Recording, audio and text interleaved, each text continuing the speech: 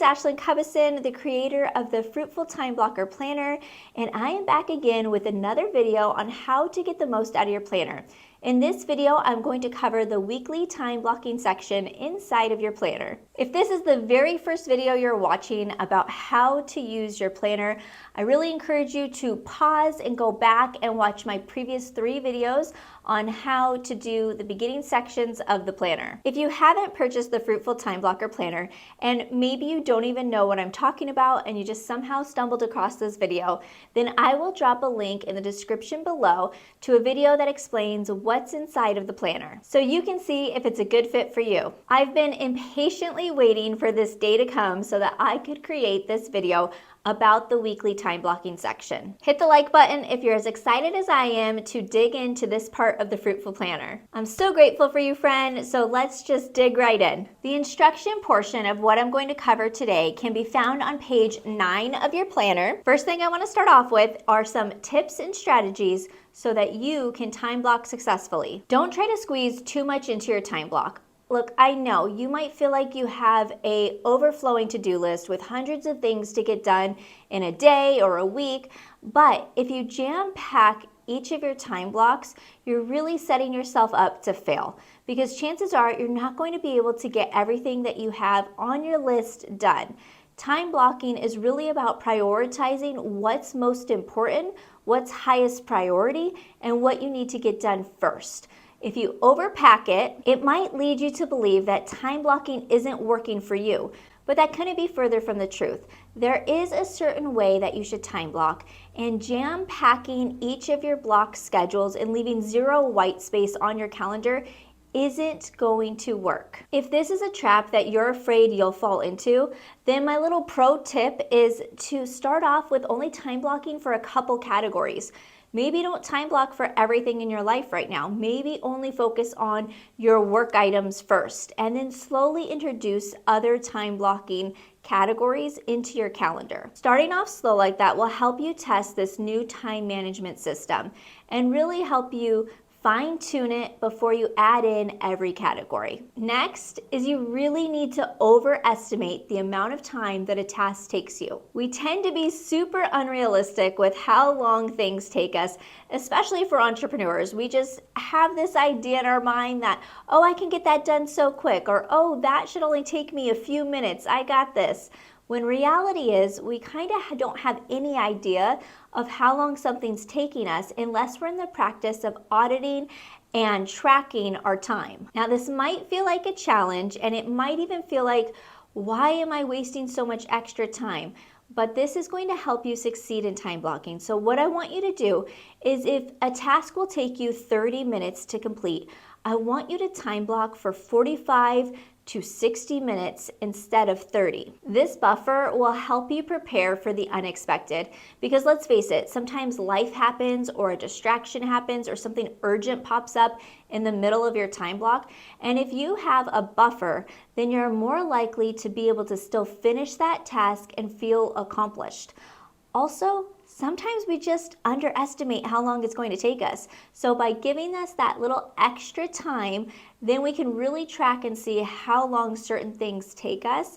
And we will feel so much better when we end our time blocking session and we got done what we needed to finish. Just trust me on this one. Having a buffer is going to increase your likelihood of success and decrease any stress around time blocking. Now, this next strategy I have for you, I have to say that I've even struggled with implementing this one, and I still kind of do, but when I do it, it helps so much. If you have a passion project or some sort of dream that's been on your list to work on for a really long time, but you just never seem to make the time for it, then I really encourage you to schedule this in as early as you can during the week and during the day.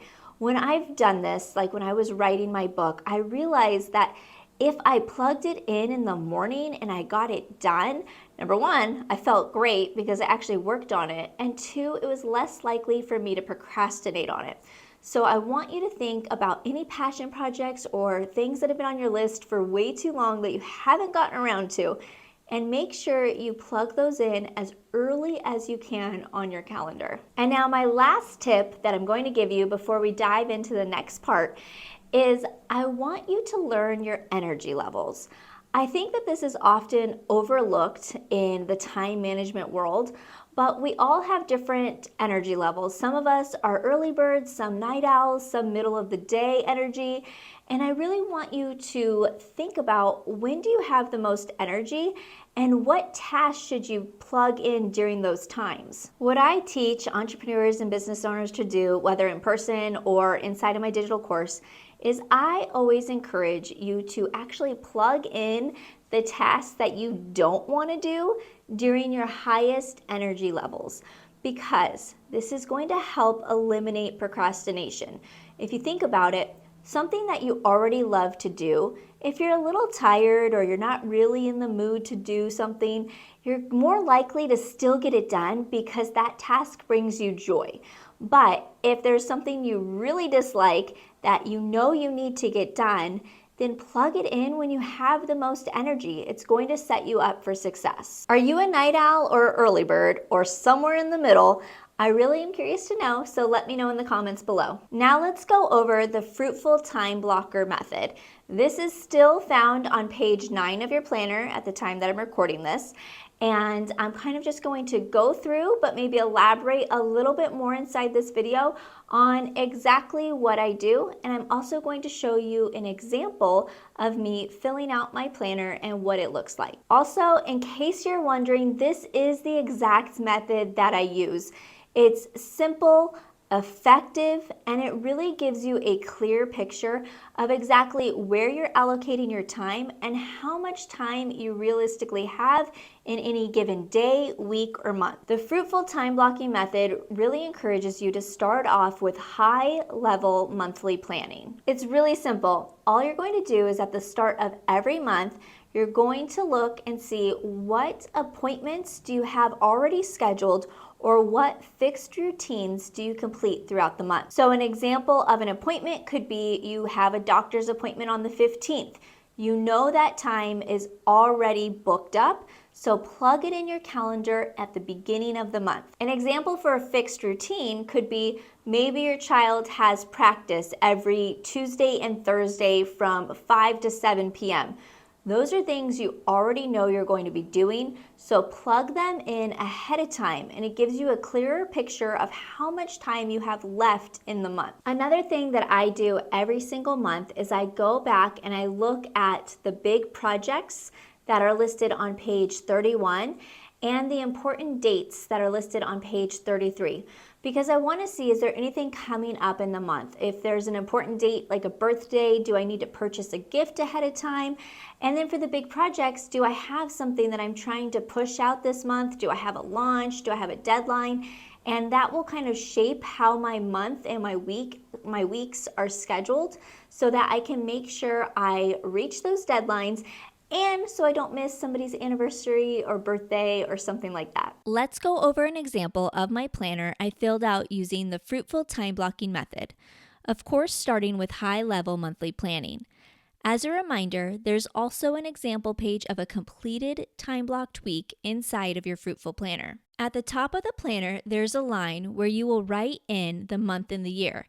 Then next to each day of the week, there's a small line for you to write in the date for that day. In this example, I'm time blocking for the month of February 2023, but you'll notice on my first week that it says January/February.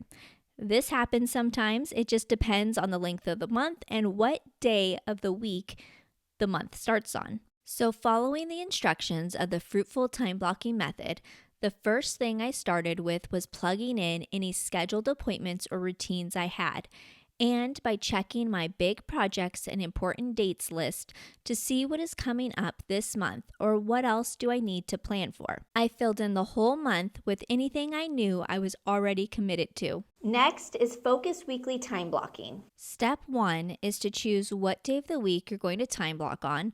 Personally, I time block on Sunday evenings to prepare for the week, but you can choose whatever day works best for you. What's important here is consistency and time blocking for a full 7 days in advance. Step 2 is to write your to-do list and action steps first before time blocking for the week. You can see in my example, action steps are circled in red and my to-do list for the week is circled in green. Now remember, action steps are just tasks you need to complete each week to chip away at your monthly goals and achieve your yearly goals. And then step 3 is the exciting part. You can now time block for the whole week. Plug in everything you need to get done for the week, and most importantly, you need to time block for your action steps. On my example here, you'll notice some of my time blocks overlap, and that's because I homeschool my children and they go to a homeschool co-op, and I often work while they're there. I personally like to keep track of this and see it on my planner, but your planner should reflect your life and it's going to look differently than mine. And that's a good thing. Time blocking is fully customizable to your life. Then you'll also notice I have quite a bit of white space and I didn't time block for my to-do list. I did that intentionally for 2 reasons. First, because most of my to-do list items are my filler task categories, and I fit those in between my time blocks. And secondly, it's because I'm 33 weeks pregnant and my energy levels are super unpredictable right now. So if I were to time block the way I normally do when I'm not pregnant, I likely wouldn't get everything done that I wanted on my schedule, and I'd feel really discouraged. So some of the items I will fill in each day depending on how I'm feeling. Remember, my friend, time blocking is a helpful tool meant to give you freedom and increase productivity. It's not a rigid or restrictive system. So make sure you time block according to the season of life that you're in.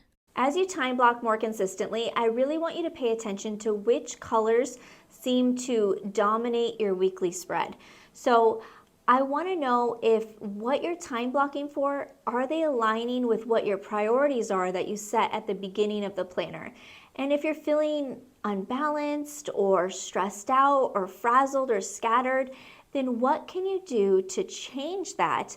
What can you say no to? What can you delegate? What can you eliminate so that you are feeling more peaceful each week and feeling balanced and like you're actually focusing on your priorities? Being productive and efficient in time management, it's all about making adjustments when needed. And then the last step inside of the Fruitful Time Blocking Method is I do a hyper-focused 5-minute nightly check-in.